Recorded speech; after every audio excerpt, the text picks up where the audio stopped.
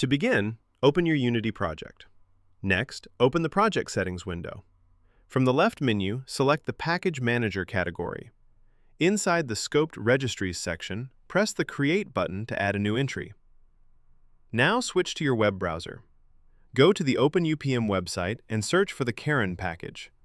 Open its package page.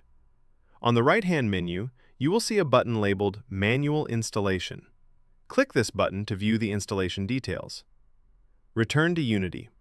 Open the Package Manager settings again if needed, and begin copying the information for the new scoped registry. Copy the name, the URL, and the list of scopes from the OpenUPM instructions. Paste each value into the corresponding fields, then press Apply. Next, open the Package Manager window. Click the plus button and select Install Package by Name. From the OpenUPM instructions page, copy the package name and version. Paste those values into Unity and press Install. Unity will now import the scripts and begin compiling. Wait for this process to complete. Along with the plugin, you will need the .NET SDK, version 8 or higher. A download link is included in the video description. Once installation finishes, open the console window. Check for any errors. If no errors appear, the installation was successful.